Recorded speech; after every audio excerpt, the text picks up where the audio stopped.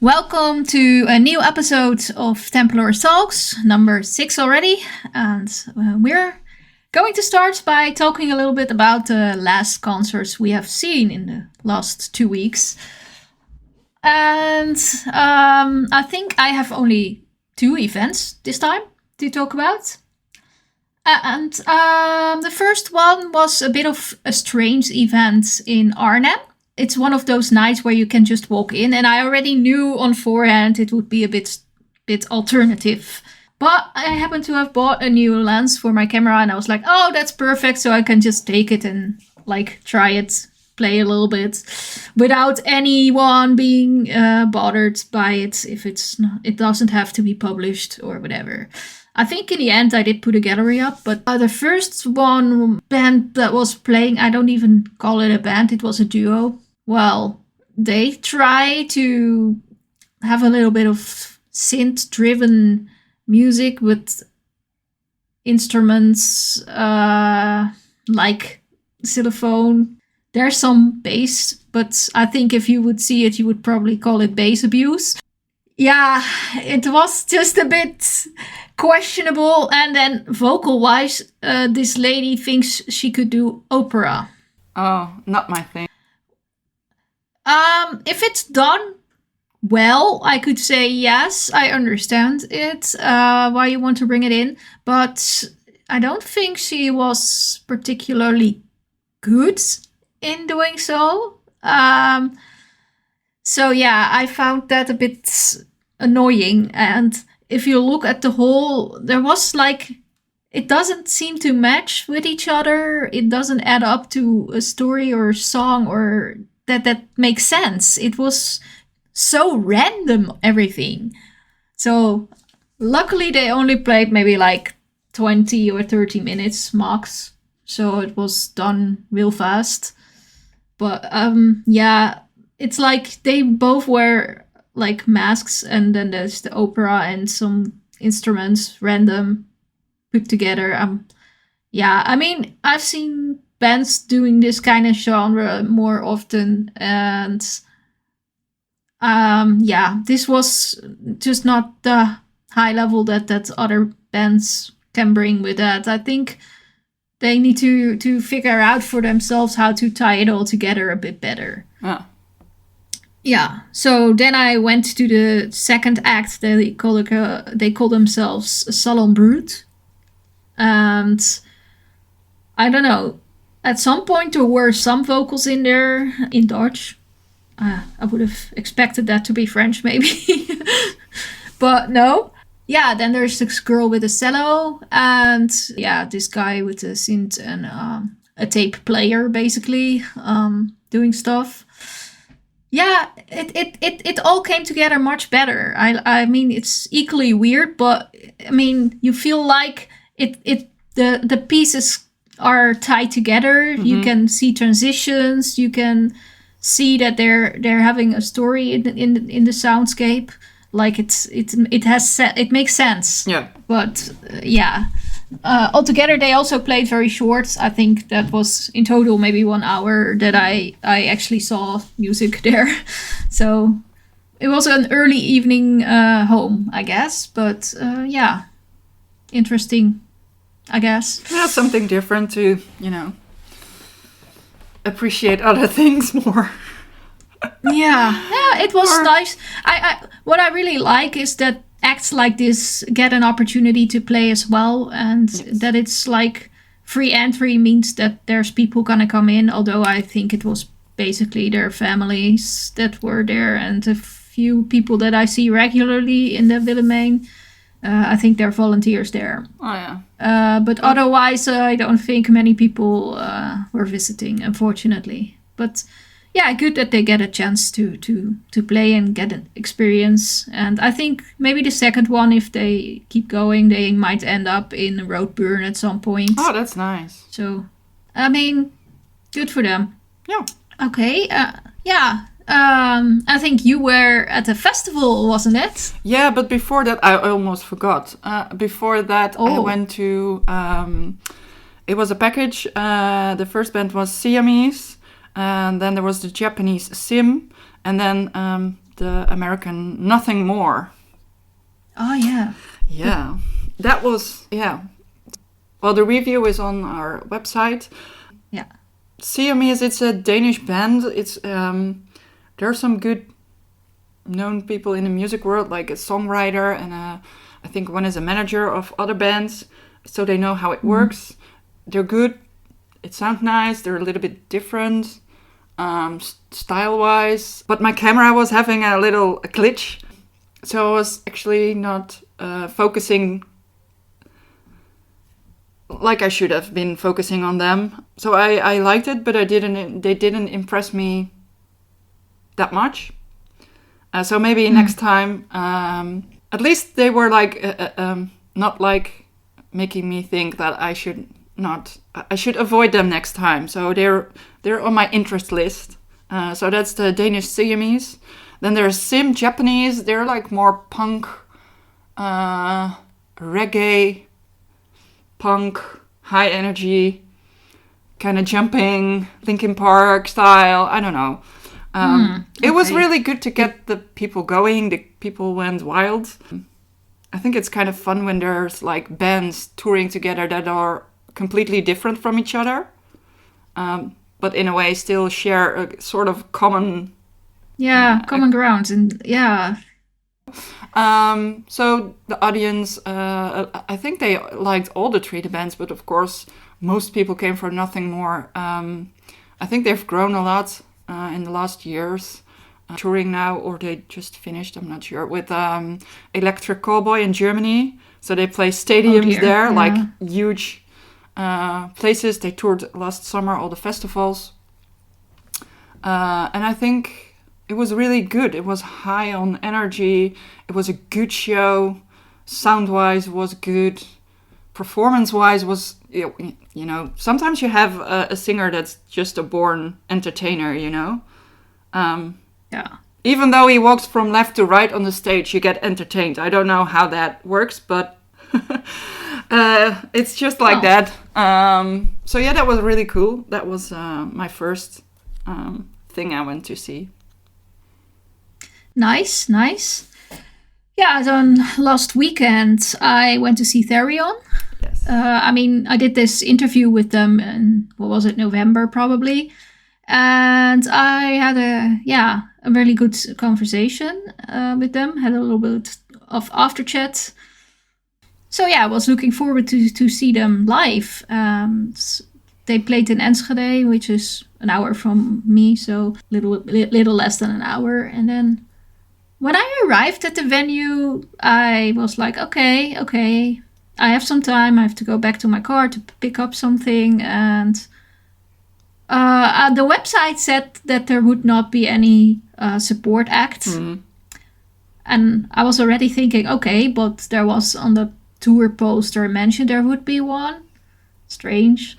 But then the band would be having their last date with Therion that evening. So I was like, okay, maybe they had to cancel or quit something? one day earlier. Yeah, so okay, whatever. But eventually I just got in at this moment the support band started. So surprised they were there.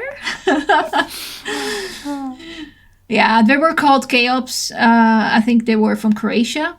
And they were like super enthusiastic. And the vocalist is very charismatic. I mean, he really speaks to the people in the audience. He like addresses everyone. That's kind of cool. And I think musically, yeah, it was good. That bit melodic metal. It was good, but it wasn't like standing out to me. I mean, there's many bands doing exactly this.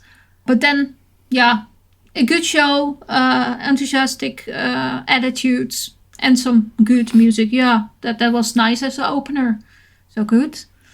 And then Therion, I mean, I think everybody knows that I'm not the biggest fan of that symphonic female fronted. You're not? And although, no, and... It's not a secret anymore, so... No, I said it's not really a secret. No. But then again, I mean, for Therion, their ladies are not really officially kind of part of the lineup. I have no idea how that is, but I think they're mainly doing live and still record stuff on the album, but not being permanent or something. But yeah, 2 ladies. One of them had been with them for many years, but then had a gap of 10 years, and she was back on tour with them now, so everybody was cheerful about that.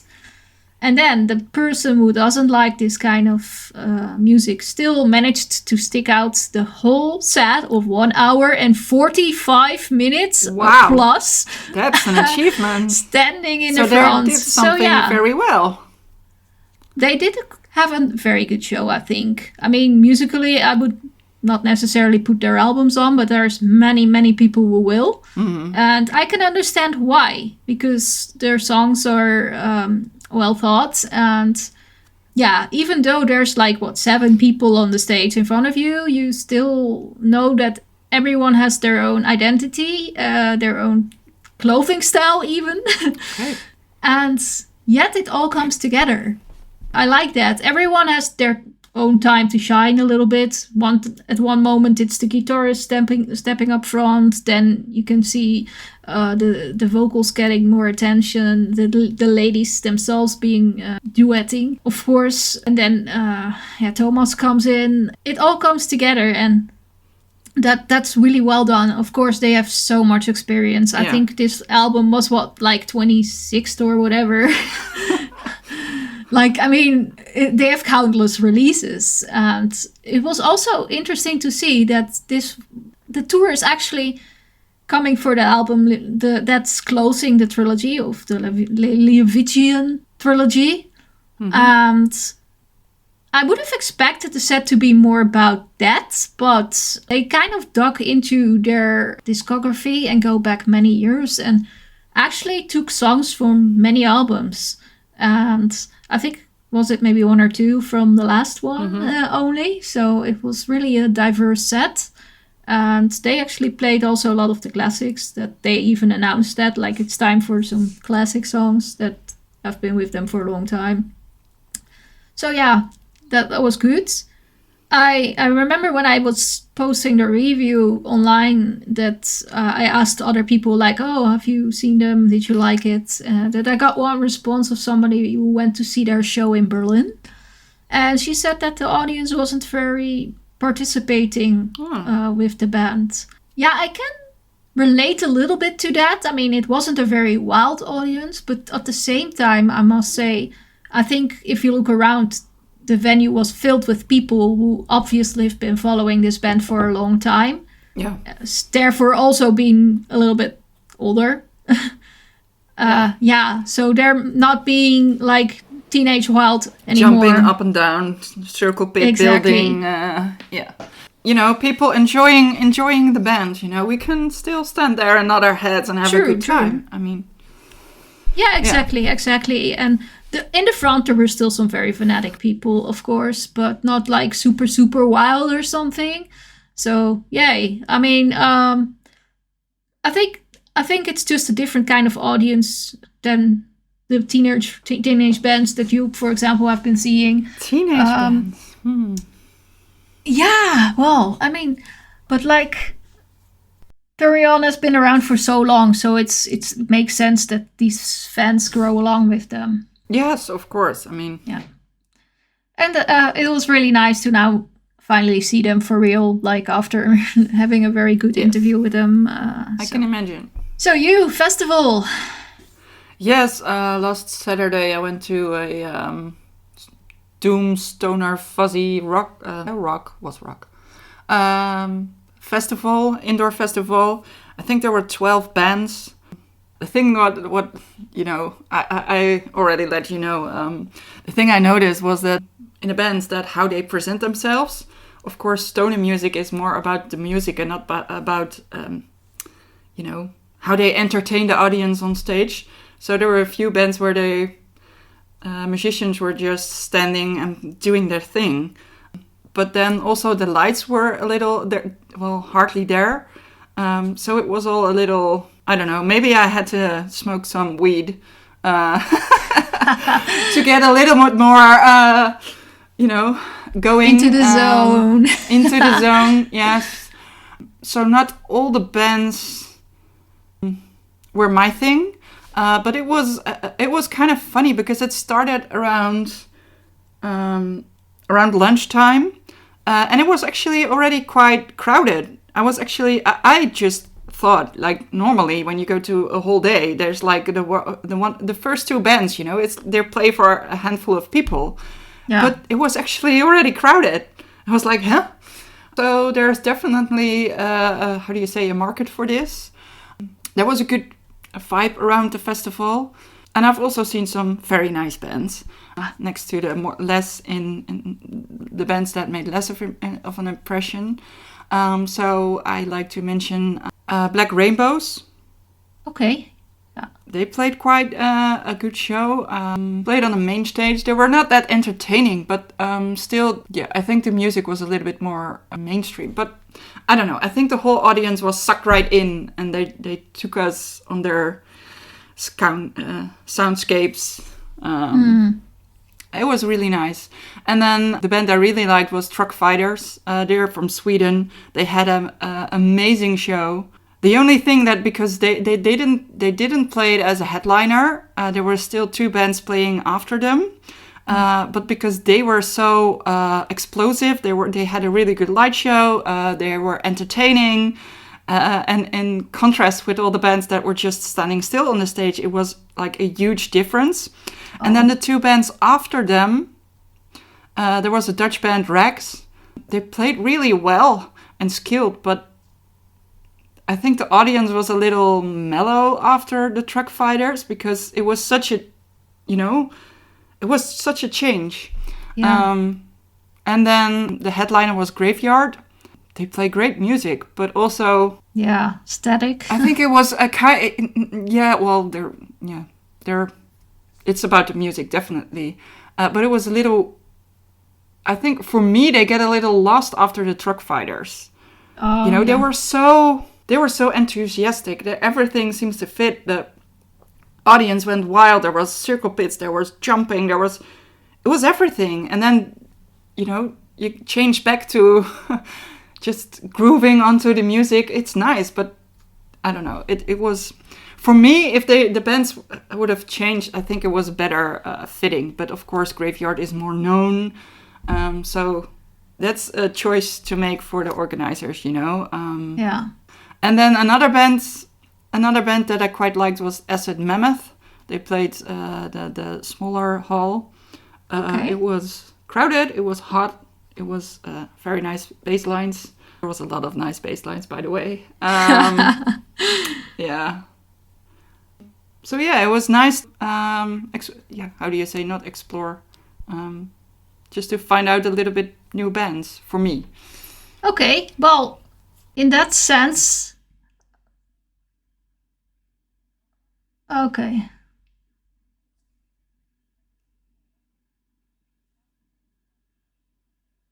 Oh, okay, okay.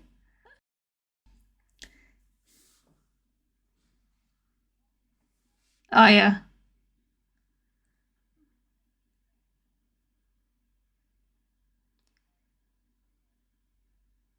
Yeah, then that becomes... Yeah.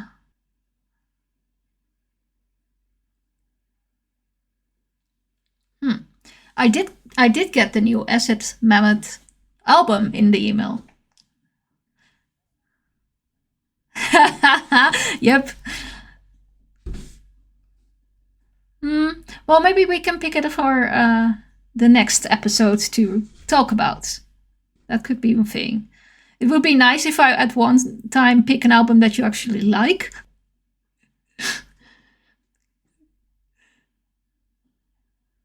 Yeah, and I do my best to find them. But yeah, now the better season is coming, so good for that. Okay. And then, oh yeah, I wanted to ask one thing. You did manage to see a little bit of the first act, Der Ziele? And because I think they're a bit different. They're different. Yeah, heavier, darker.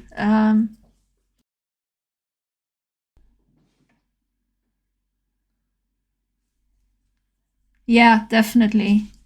Because usually they play with black metal bands. I think more sludge bit compared to the names that I know from their lineup. Yeah.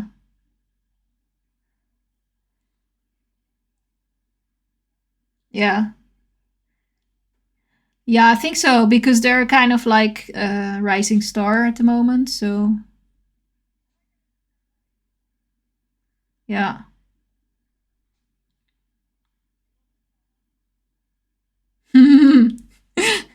In the hall, the music though.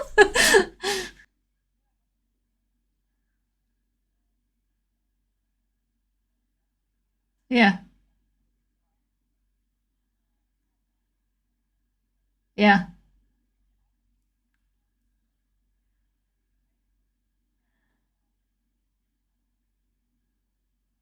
Yeah. True.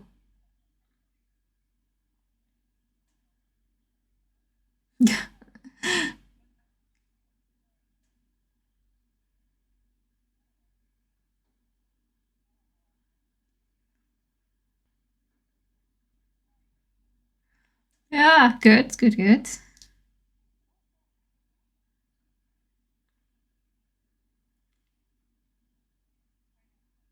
Mm, yeah. Cool. Nice. Good to hear. Let's see, because we of course have been listening to a couple albums for this episode as well. Which one shall we start with? Maybe Bodyfarm? Yes, that's exactly. It's a bit death metal from the city Amersfoort.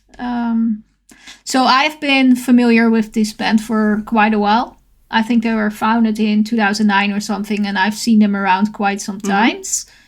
I always pitch them a little bit to outside, friends from outside of the Netherlands if they happen to be in the area where they will be playing, because I think if I listen to their live shows, I think that they're doing a good job with that.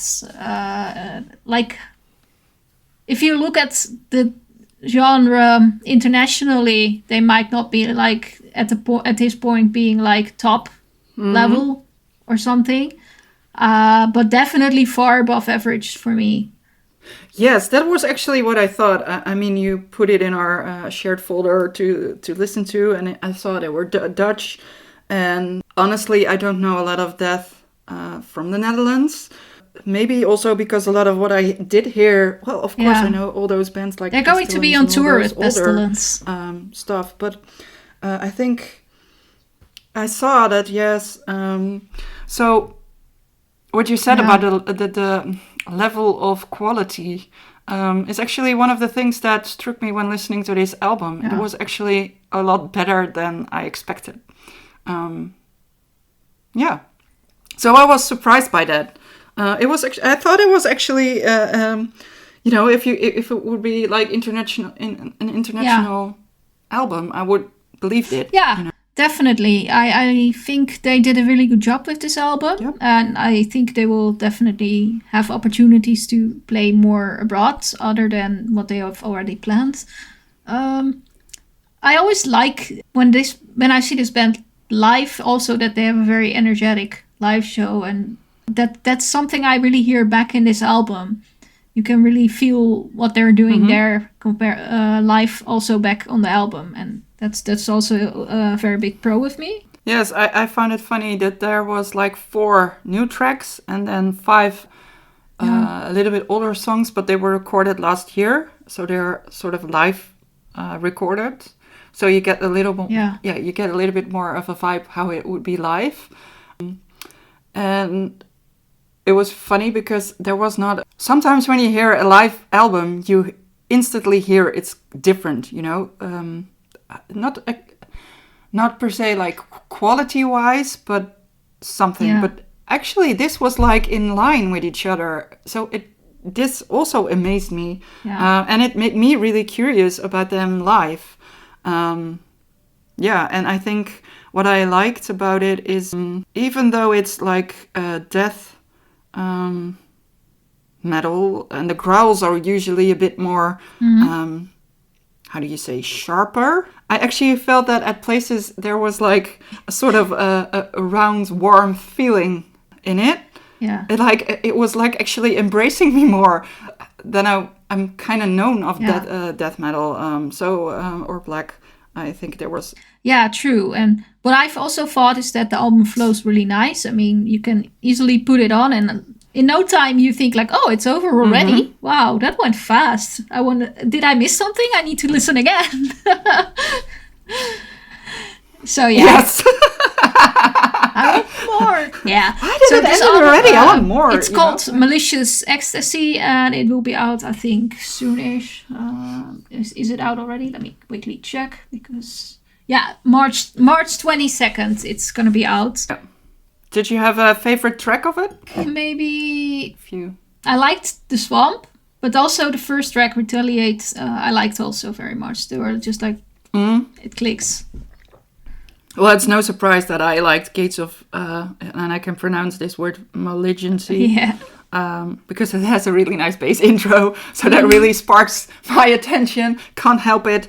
But the song is also really nice. So, yes. I think they did a really great job, I'm sure and I'm looking forward to see them live. We will come across them soon. That's just a no-brainer. Good. Then we have a second album that we were listening to. And it's completely different, yes.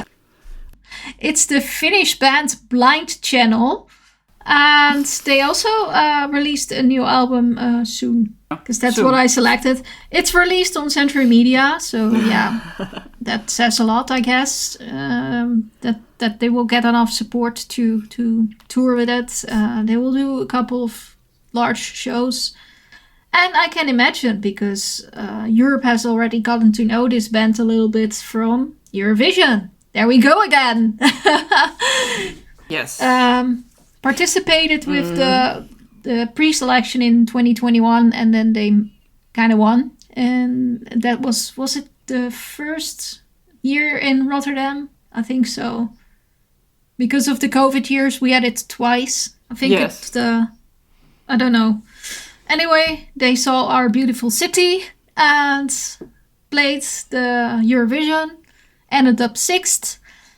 And now they're here with this album. And what do you think of it, Elvira? I'm curious. Well, what I wrote down is, knowing them from Eurovision, I don't know how many years that has been, but one thing that still struck me with it was their energy on that stage. They're really captivating, and I think this album is in line with that. Not saying they still doing the same thing, but it's what you expect you will get. It's really energetic. It's I think maybe that's the charm of the band, actually. And it's kind of interesting for me that they seem to be able to keep that energy from the first few seconds of the album. It's high, and there's a few slower, more like ballady, starting like a ballad sort of flow in the middle, and then it goes back up, high energy. And I think the production on this album, it's really they paid a lot of attention to it. It's high quality. And I think it's kind of funny because it's not, how do you say that? It's not like standard metal. It's more, there's like electro and synthesizers, computer created sounds, but it's also catchy as hell. They have a lot of great melody and hooks. I mean, from the first time listening, you have these catchy phrase lines in your head, Yeah. I think when I was listening, the first song that I heard from this album, I was thinking, oh, it sounds a little bit like Mindless Self-Indulgence, like electro-punk-ish kind of band from back then. And then they switched it around back to more metal. I was like, oh yeah, okay. Yeah, interesting. I mean, Blind Channel, I've seen them live when they were like in the early years. They played, I think, somewhere at Tuska, probably. But I've seen them live there, and I remembered that they had that energy already there. But I think it's nice. still a huge difference with what I see now. So they have been growing a lot in the past years. And I think being on that Eurovision stage kind of does something, because you have to think big. So, yeah. I think I can hear that back in the album. They have taken their time and think big. Yeah, definitely. I think also it's kind of funny because there's these, I can understand that people that are more into like maybe hip hop or pop rock music, they get interested in this album as well. But then it's not, I wouldn't say it's like easy metal, because there's a lot of, sharp and heavy breakdowns and a lot of these actually good metal moments as well. It's very fast parts as well. It's not like, it doesn't stay in one tempo all the time. I like that. No, I think it's actually quite interesting how, and maybe also admirable how they fused all this together. Especially the vocals are, not completely my thing. I think it addresses a younger audience more than it would me. But I think the first things I said to you also was like, if you switch off the vocals, it's amazing album to listen to. For me, the vocals are just not my thing. It's more towards a younger audience. But yes, especially when they have this song that XO, says it all, XO. isn't it? I would say Gothic Girl. Yeah, exactly. I was thinking about Gossip Girl as well, but that's also maybe not our age thing, but we're a little bit older than I think their target audience. Completely popular again because Netflix took it up, so it's a kind of a reborn. Yeah, okay. The new generation is into it. But even though I think that a lot of younger people will be, it's more their thing, I think. They're also teamed up with a singer from England, I believe, on one of the tracks. But at the same time, I think,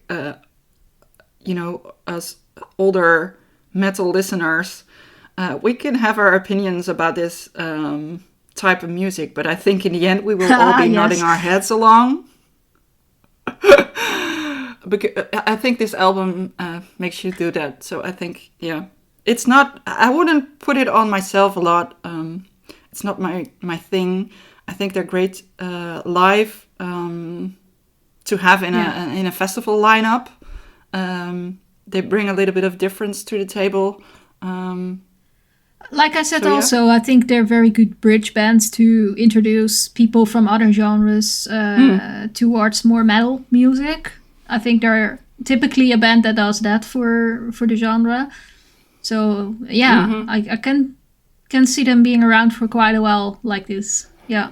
And the thing is, there are not 100 other bands that are doing the same thing. I mean, this genre they are doing is at the moment getting a little bit extra attention, I guess. I can see a lot of the bands like them being around, but they do set themselves apart, so that's good. Yes. All right, enough about that album then, I guess. Let's talk a little bit about the news and Musicland. We've been noticing that the last couple of weeks there were quite some messages of band members leaving a band or being fired by a band sometimes, in some of the cases, not all of them. And that's only being made public after the fans asked about it on social media. Like, where's this person? Well, can you clarify?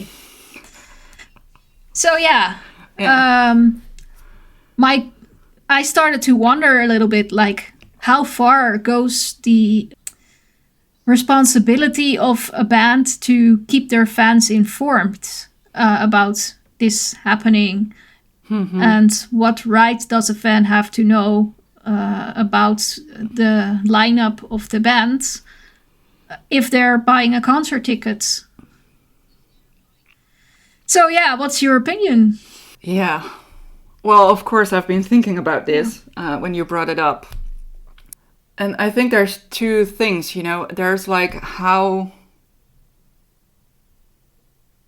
should a band inform their fans about lineup changes?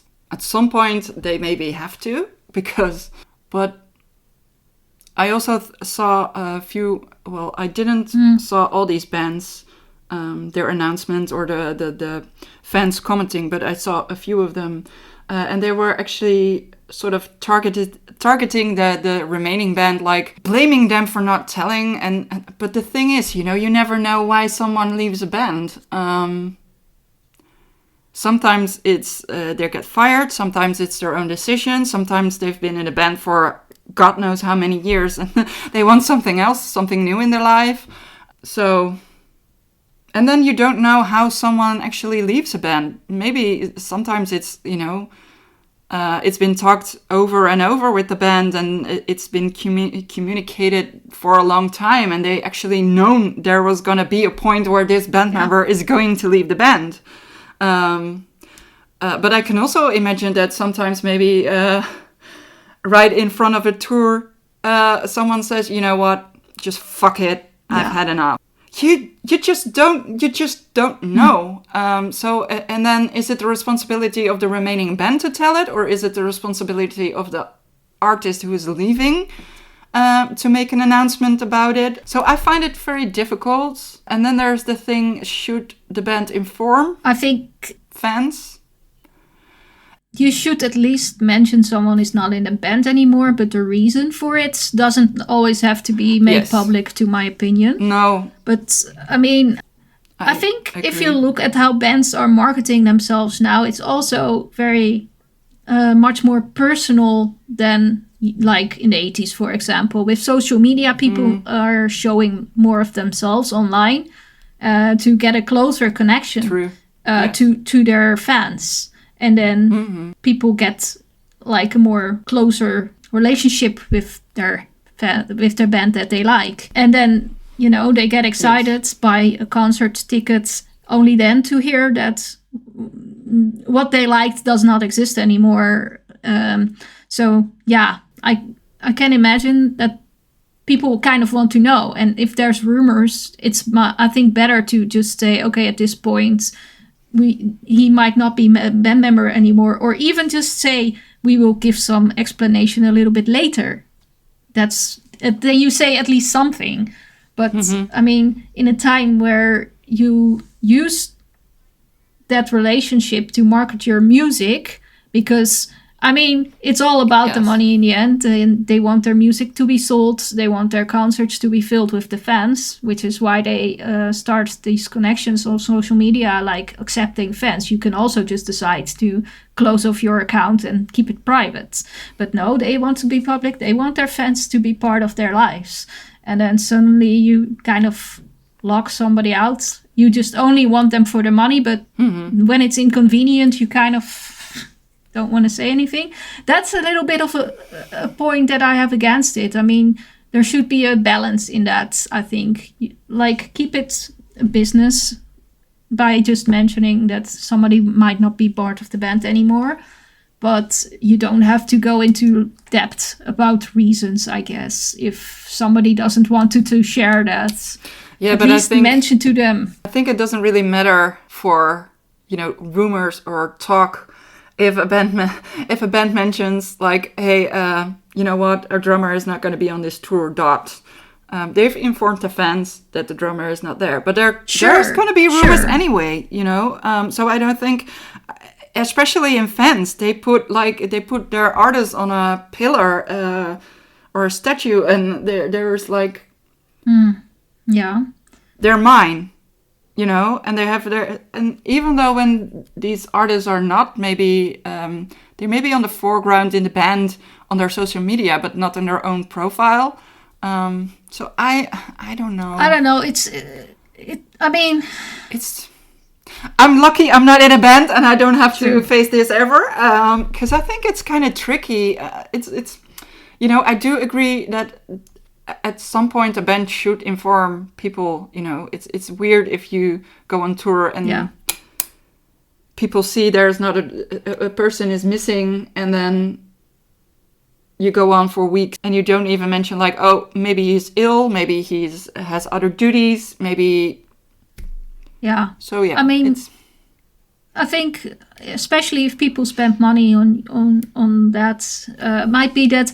I mean, there's also fans who like one person specifically because they're like a drummer themselves and want to be like and want to look at their hero, that specific drummer, and then they buy tickets. I don't know, maybe even go for the VIP, and then bam, he's not even on tour. Like, that sucks. I mean, Oh yeah, definitely. I didn't think about the VIP when you. Yeah, oh my god, you buy a ticket for like 80 to 100 euros. Oh, that's even a cheap one. You finally get this autograph. You finally get this autograph, and then the person is not there. Yeah. So, I mean, I think many fans are kind of already aware that he's missing. You're too late by you have telling. Like, yes. Yeah, that should have been a bit earlier. That why should you piss people off like that? But yeah. So I think we kind of agree that the band has a certain responsibility into mentioning if something happens in a lineup. But I think we also agree that stay personal, of and course. Sometimes they don't have to share why, how, or please keep the dirty laundry where they belong. I mean, I don't need to know all the details. That doesn't have to be. I mean, I was looking quickly through some news messages to see a couple of the people that left their bands, or whether they left or fired. Not all. That's a variety of there. I can go through them in a little bit. But first, I want to tell that I came across this one story about a band. I think they were called Lorena or something, if I remember correctly. And that was a story that they completely shared. And I was like, whoa, that's so bizarre. There was this one band member who apparently had a crush on the wife of another band member. And okay, juicy. Yeah, that guy was apparently owning a gym, so he had access to a lot of like pre-workout stuff and other, I don't know, materials. Let's call it like that. And apparently, when he was at some point very drunk, he admitted to some band member or even the band member in question, I don't know, that he had been mixing the pre-workouts that he was giving his band member with hormones to transition to a female. So he would look like more manly and could got together with the wife of that guy. God. Yeah, I was like, that's sick. It's sick. And apparently he shared that he was doing that in some drunk moments, and oh my god, it's insane. Of course, the band then, the guy in question had health issues already, so they had been spending like thousands of euros to find out what was going on. And now he knows, so he had still some of the gifted pre-workouts left, which he now is getting tested to know exactly what he has been getting. God. Yeah, so he now has to go to a lot of doctors. That's like a scandal. That's not. Yeah. No, but the band themselves posted that in several stories that were then shared on this news website about what was going on and why this person is, I would classify, not being part of the band anymore. I'm like, whoa. Yeah, I would classify this as too much information. Yes. too much info, but also fucking insane. Why? Whoa. Yeah. Okay. Yeah. I think it's a very valid reason to break up with that band member. Yeah, of course. Yeah. But, oh my god. Anyway, let's go down through the list that I quickly got together when going to the news sites. And I have this list made because I could form a new band with all of the band members. So, just a suggestion just there. a hint, maybe. Also because I think these bands kind of know each other from touring around. And the genres are not super far apart. There's all something melodic in there, in a way. So, it could be done. Well, drop them. Yes, so the drummer of Apocalyptica, the guitarist of Insomnium, the vocalist of Adema, the bassist of Flesh God Apocalypse, and he's also doing backing vocals, and then the guitarist of Sabaton. Sounds like a perfect band to me. Yeah, be fun, yes. Well, to be fair, I think, was it the Flesh God Apocalypse guy was quitting for educational reasons. I think he wanted to study something or so, if I remember correctly. And yeah, I think I saw that think too. the Sabbath. Yeah. That he was the last years. I know, you have to. I think he wanted to go to be a doctor. When you're in a band, yes, and I think when you're in a band, at some point you're not earning your whole yearly income by playing in a band, so you have to do something else. And he had another passion, how do you call it? I don't know. Being a doctor. How do you? Medical. Oh, I'm not. He had like a medical passion. I wasn't sure. I think he was. I went.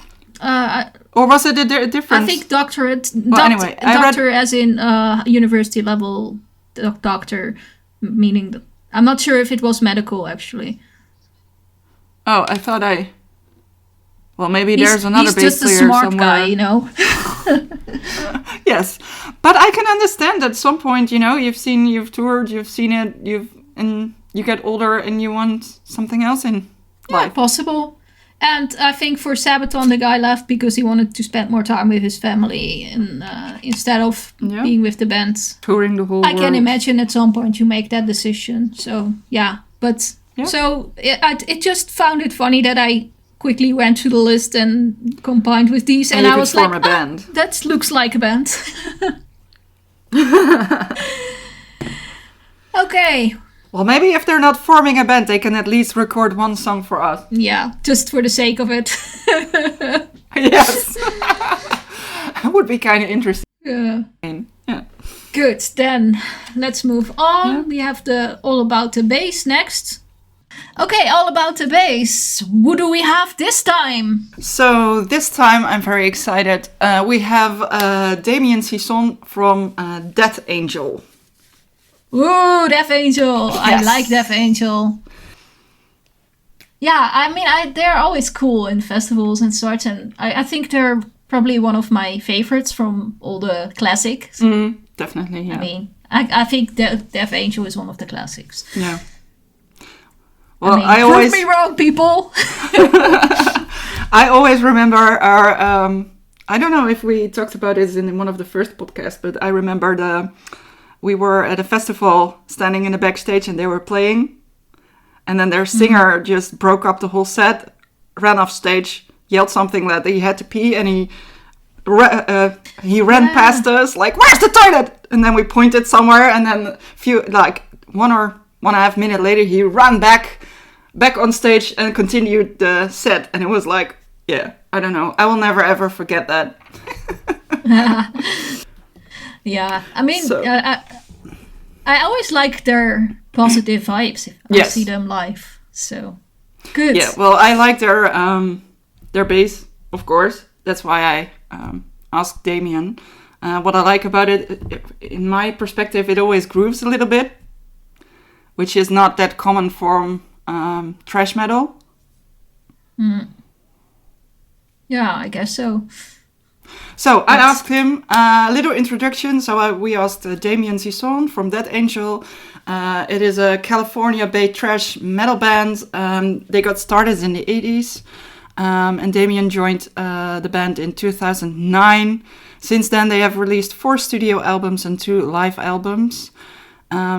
He started playing bass in high school already. Well, it's one of those times that many people start to pick up an instrument. And he was drawn to Black Sabbath, Metallica, Rush, and Iron Maiden, talking about classics. He played he played in countless original and cover bands before he got introduced to the thrash metal world and to Death Angel. And since he has toured several countries and several times, and right now they are in the process of following up their Grammy-nominated Humanist album, and they are about to embark on a 3-week Latin America tour in April. Ooh, yes. They have wild fans, I hear there, so definitely. Always nice. Yeah. So I asked him to tell us something about the beginning when he started playing, or that he remembers like something he was practicing, if he struggled, or well, those early days when he picked up the bass guitar. And he said he shares that when he began playing bass, he had a few friends who'd already been playing music for a few years before him, and that he had to play, catch up.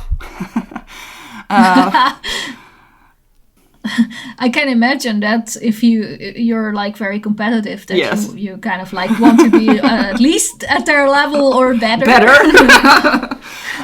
So he said, well, it was I think you see that in those American movies, when they're, he says that after school they go over to whoever house parents weren't at home and they jam their instruments there. And oftentimes it was his house or a friend who lived up the street. And I have to think about those American movies, where the kids play in their garage and you see those big lawns and a lot of noise coming from the garage. True.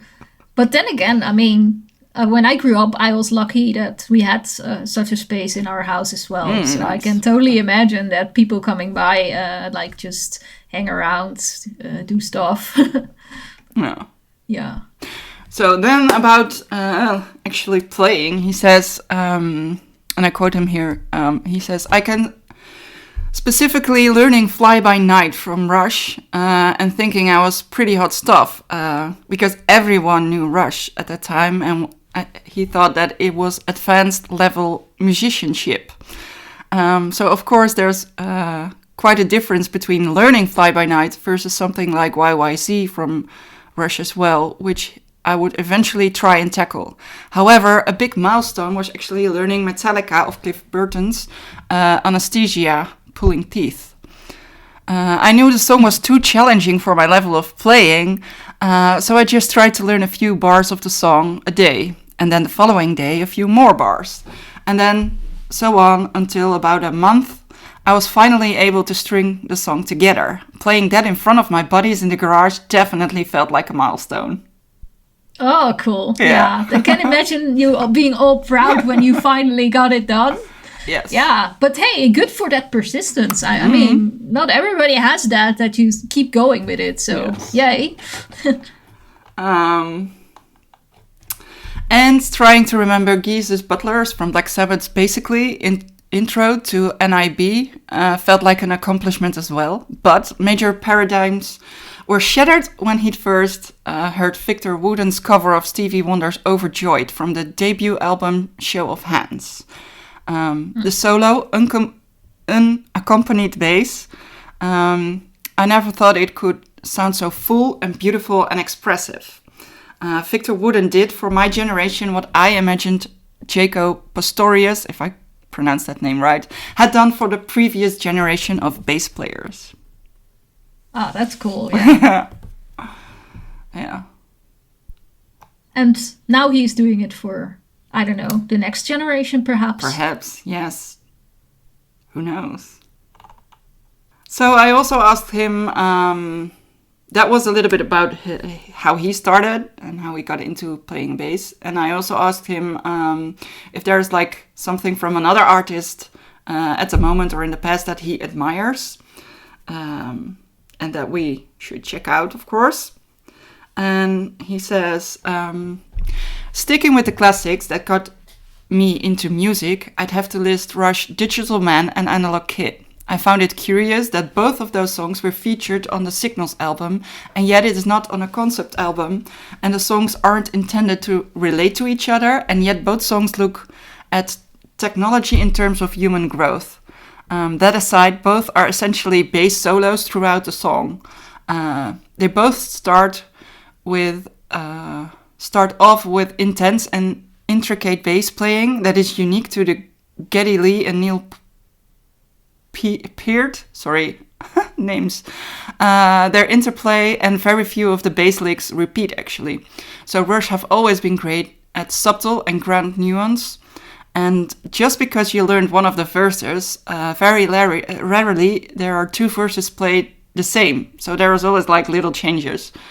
So it's hard to practice, I think, to master it. Like you say, you have to be persistent to... Yeah, true. So they make little changes. So not only do they challenge the finger dexterity, but also the mental acuity. So, sorry. Yeah. Well, what I think is funny, if you hear those titles also, like, usually, I mean, you said Digital Man. Yeah. And Analog Kid. Mm-hmm. You would expect that, like, the other way around. Because younger ones go more with technology, Mm-hmm. Yeah. Unless it's a money issue, perhaps. Yeah, Digital Kid and Analog Man. But it was, Rush has been old. Yeah. It's not from this time, so it's even... Yeah. So maybe it was the money thing then, because I think nowadays you see mainly the child being more technology savvy than the parents or older generation. Well, he continues because he admires a little bit more. Of course, there's going to be a lot more. But he says, and this is, I find it quite funny. However, he continues, I would also have to mention that Bach, Cello Suite No. 1 in G major, is a nearly perfect example of implied harmony. The cello, like bass, rarely plays more than two notes simultaneously, and so there is a whole composition of solo cello, unaccompanied, and the amount of implicit melody and harmony almost turns the listener into a musician, in that it becomes so easy to imagine hearing and listening counterpoint melodies and harmonies that aren't actually being played. Much like Victor Wooten's playing of Overjoyed, here is a piece of music that doesn't need the support of accompanying instruments to communicate a feeling. Understanding why these pieces of music have lasted decades is a great case study for one's own musical development. Yeah, I think that is a thing that the classical music does for many people. And I think it's cool that it's inspiring people to still play that kind of music too, Like I said to you, was it yesterday, that Max Lilia from early Apocalyptica is doing a solo album considering Bach. So I'm curious to see what his interpretation is and how that relates to this comment. Yes. Well, I can understand, because I'm not a big fan of the piano by Bach, but the cello, actually, no. I can really understand what he means by, it's just one cello, but you get so captivated by that one instrument that only plays one or two notes at the same time. I feel I need to keep listening to it, and there's not a whole band, Yeah, true. It's just one instrument, and I think that's exactly, I think he has a point there. Yeah. Yeah, I mean, I think it is like that you can really focus on the details in there instead of getting lost in the mass. So I think that plays a big part in it. Yes. So then I asked him, because we got on talking a little bit more. I asked him about something he wrote himself that he is proud of. And if he could share a little bit of how it came together. And he said, well, as a musician and someone who communicates through music, I may always feel that my best music has yet to be released, or maybe even yet to be written. So I still feel the best is yet to come. I think a lot of musicians say that, actually. I think it's... Yeah. But it's good, it keeps them, how do you say that, driven to create more and develop as a musician. True, and I think that that's important. Otherwise, you can also retire. And Yes. yeah, Please don't. no, exactly. But you don't want to keep listening to the same over No, and over again, right? Because then the albums, So, they're yeah. going to be a copy of what's already been there. So, yeah. But he says, but looking back at my musical journey, there are songs on every album that hold more personal value. On Relentless Retribution, I felt Opponents at Sides, and Volcanic featured some of my less traditional playing, as well as struck an emotional chord that resonated with me. And most recently, on Humanicide, I thought The Day That I Walked Away had some grooving parts, and Aggressor had a nice feature in the middle. And oftentimes in thrash metal, there really isn't much room for bass compositions. So very often bass has a very fundamental role. And so more than try and stuff the music with a good bass riff and licks, I try and focus on a consistent and reliable sound. Laying something down that can be felt evenly throughout the song and maybe enhance the rhythm and syncopation of the song. But I don't often need to add a little bit more clay to the sculpture. More so, I just refine what's already there and highlight hooks that already exist in music.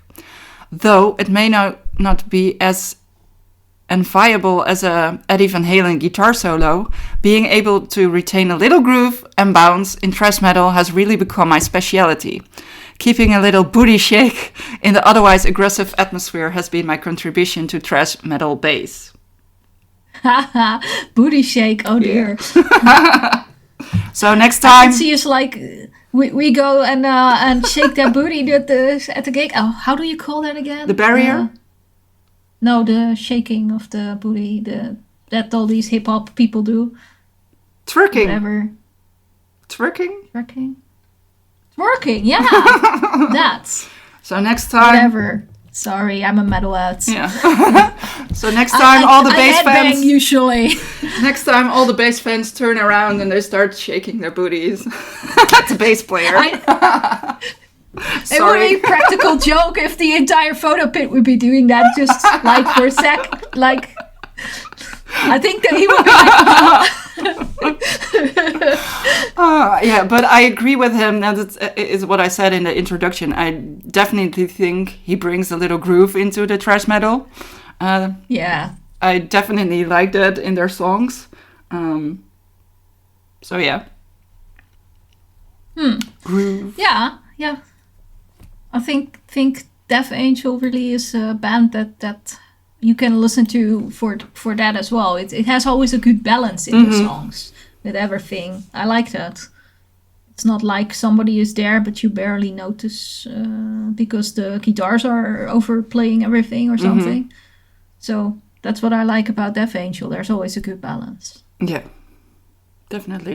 They all have their moments to shine Yeah. and groove. And groove. And shake that booty. Yes. So next time, people, we know what to do. Yeah. And to end this, I also asked him if he has some tips for our bass playing listeners. And he says, when deciding to pursue music, I think it's important to get into the sincere reasons, to get into it for the sincere reasons. I see many people wanting to join the party and being the guy on stage, and entertainers and performers are that, performing and entertaining.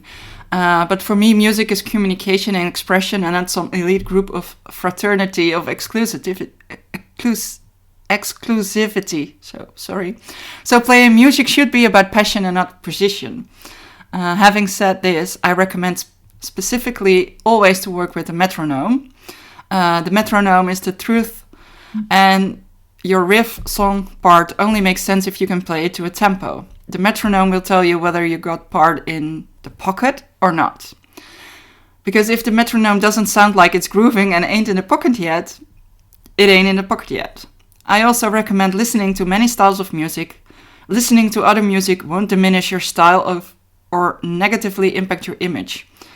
It will allow one to have more tools in their arsenal so they can remain fresh and inspired. And he has an example of that Bruce Lee once studied fencing, wrestling, and military combat so he could become a better expert at Kung Fu. He observed and learned from other forms of martial arts, but then specifically applied this to his own style of Kung Fu. And I think musicians can benefit from this type of mindset and give them an ability to recreate fresh and unique music. And lastly, so he actually got 3 tips. You can't get around the process of practicing your instrument, so learn to love the process. Enjoy learning about your instrument and music. Have fun making mistakes, but discipline is necessary for progress, and not every day is an inspired day. But if you can pick up your instrument for at least a few minutes every day and go over something you're working on, progress is inevitable. Progress is about micro-disciplines and accumulating over time, rather than grand gestures that are seldom. Slow and steady wins the race, and consistency is key. Makes sense. Yeah, I think those are really good tips. Yes. And a good motivation for people trying to learn on how to do it, and a wake-up call that practice simply is part of what you have to do. Yeah. I get a little Nothing comes itchy easy. when listening to a metronome, like tuk, tuk, tuk, tuk. Yeah, but then again, I always started it putting my focus on the thing and not on the metronome and not on what I was playing. So, yeah. I think it's also you get used to it. Like, for example, I mean, I have one very old stand-up clock in our old house that was made by my great-grandfather. And people always say, oh, don't you wake up from the sound that makes when every hour the clock is making its little sound? And I'm like, No. what sound? You know? I know it's there, but I just don't seem to hear it consciously. I mean, it becomes part of you. So, and that's, I think, perfect for this metronome. If it becomes part of you, then Yeah, but then you're good, right? Yes. Then you nail it. Yes.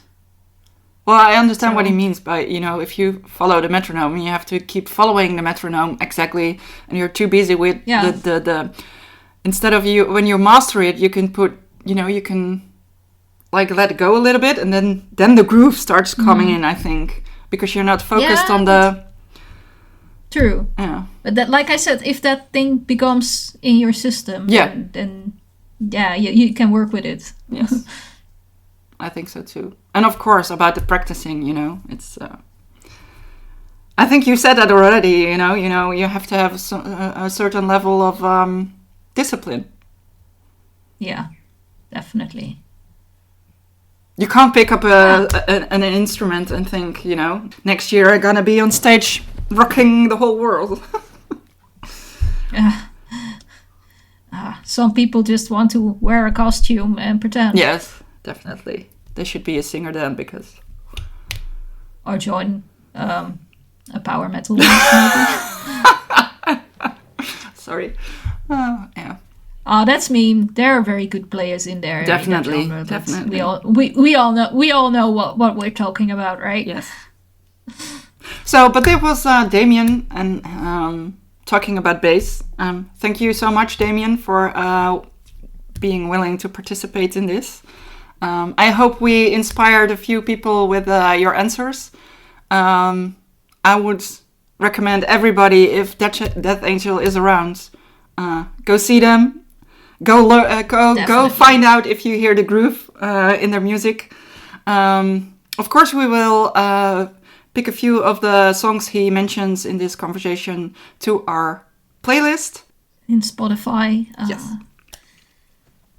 So, yeah, thanks a lot. And Death Angel is always worth your money. So, when they're around, simply buy the ticket and go to the show. Yes. Then, move on to the Ikigai. What makes us happy this week?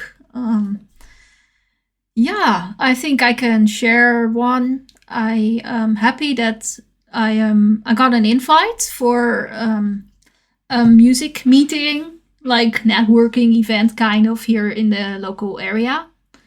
And yeah, I found it very funny that they found me. It doesn't seem to be metal related that much, more like general music, not specifically metal.